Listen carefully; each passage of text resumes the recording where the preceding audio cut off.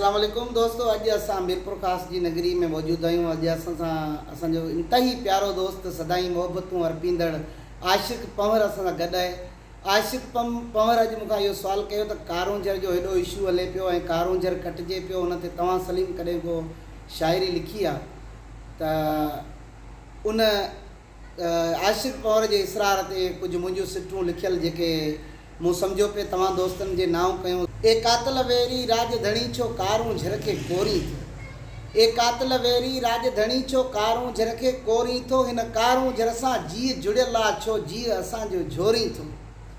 हिन सूंहं जबल जी हाक सुणी अलाए किथां किथां पिया सियाह अचनि, हिन सूंहं जबल जी हाक सुणी अलाए किथां किथां पिया सियाह अचनि, तूं 5 पैसनि जे लालच ते छो रुख उन्हनि जा मोड़ी थो। ए कातल वेरी राजधणी छो कारूंझर खे कोरी थो, हिन कारूंझर सां जीउ जुड़ियल आहे छो जीउ असांजो झोरी थो। हिते वरण सरण लाइ कुझु बि कोन्हे, मुसाफ़िर थी हिकु ॾींहुं मरणो अथई। हिते वरण सरण लाइ कुझु बि कोन्हे, मुसाफ़िर थी हिकु ॾींहुं मरणो अथई।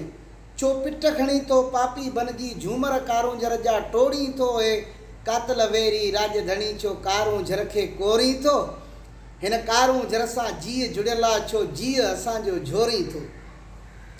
धारे कहिड़ी ताक़त आहे जो क़दीमी कारूंझर खे उजड़ाए, धारिन कहिड़ी ताक़त आहे जो क़दीमी कारूंझर खे उजड़ाए, तूं बम बारूद जा साण खणी छो पत्थर हिकु हिकु उखोड़ी थो। ए कातल वेरी राजधणी छो कारूंझर खे कोरी थो, हिन कारूंझर सां जीउ जुड़ियल आहे छो जीउ असांजो झोरी थो। कारूंझर जे कटिजी वियो ॼण नक नगर जो वढिजी वियो, कारूंझर जो जेको झूमर आहे उहो नगर शहर जे मथां ई बीठल आहे।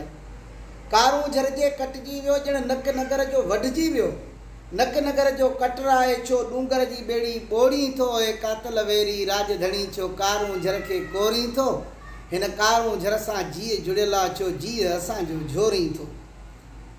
कारूंझर तां जो पाणी लहे थो, माण्हू पखी जीत जानवर उहो पाणी पीए थो। कारूंझर तां जो पाणी लहे थो, माण्हू पखी जीत जानवर उहो पाणी पीए थो। पाणी उञाइलनि जो बंदि करे छो सलीम खीमा उते तूं खोड़ी थो। ए कातल वेरी राजधणी छो कारूंझर खे कोरी थो, हिन कारूंझर सां जीउ जुड़ियल आहे छो जीउ असांजो झोरी थो। ऐं तव्हांजो मेज़बान सलीम समेत।